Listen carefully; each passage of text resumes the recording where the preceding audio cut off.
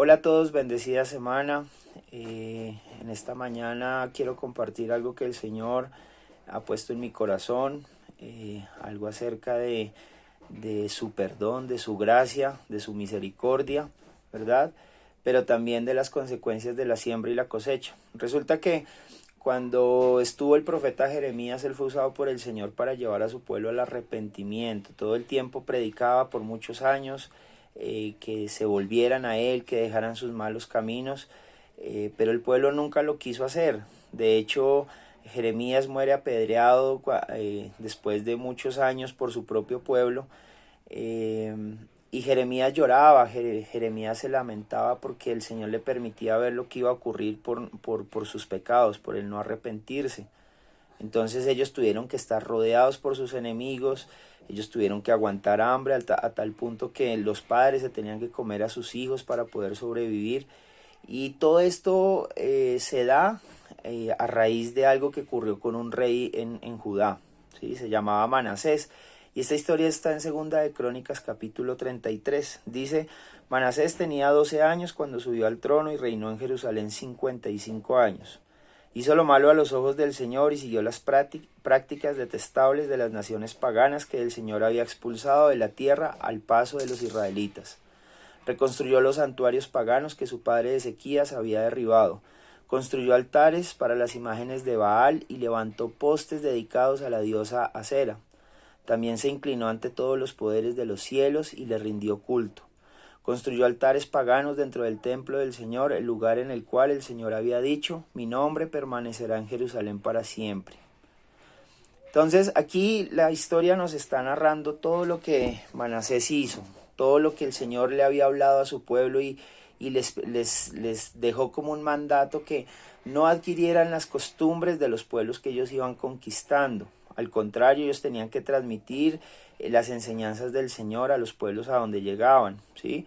Pero Manasés hizo todo lo contrario. Manasés se llenó de idolatría, Manasés empezó a levantar ídolos en toda la nación, empezó a visitar brujos, empezó a practicar hechicería, hizo todo lo que era contrario a la ley de Dios o a lo que en ese momento le pedía a su pueblo. Entonces es triste porque este fue el inicio del cautiverio del pueblo, este fue el inicio de los dolores que Jeremías le profetizaba al pueblo y lo invitaba a que se arrepintiera de sus pecados. Es triste porque este pueblo pasó 70 años en cautiverio.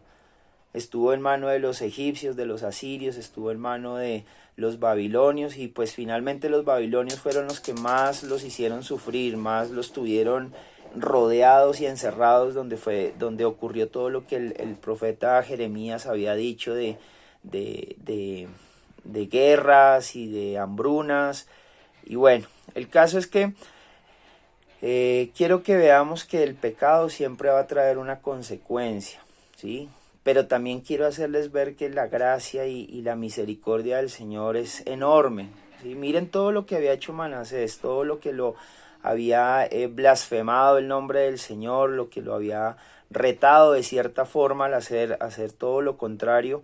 Pero cuando llegan los babilonios es llevado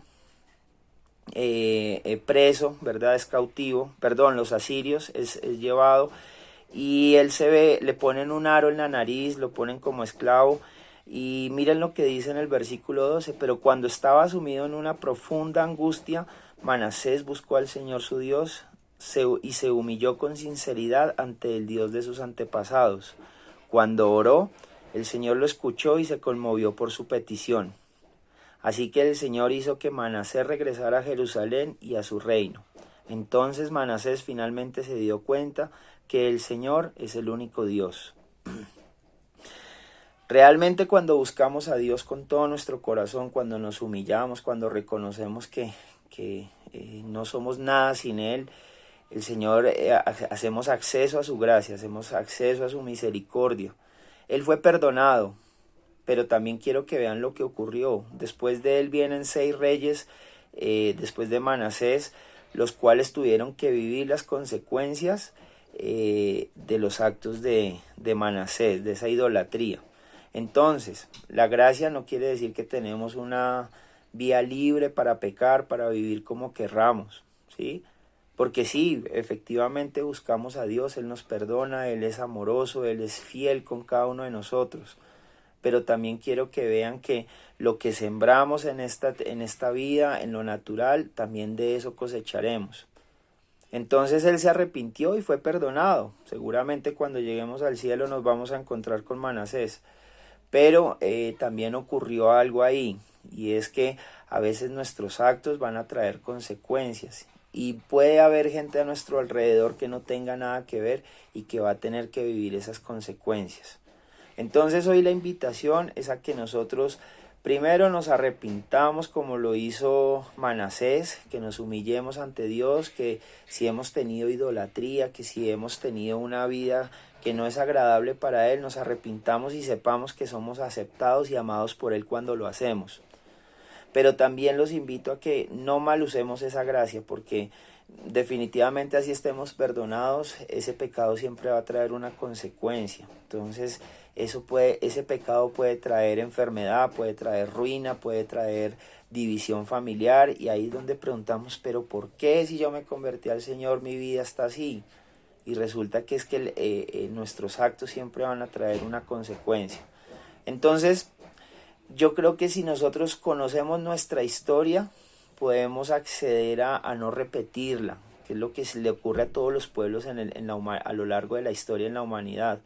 Si nosotros sabemos que Jeremías predicaba sobre ese arrepentimiento y de buscarlo, este pueblo pudo haber evitado todo el sufrimiento que se le vino encima por 70 años. De igual manera, el Señor hoy nos invita a que nos acerquemos a Él, a que lo busquemos, y Él quiere darnos una vida diferente, ¿sí?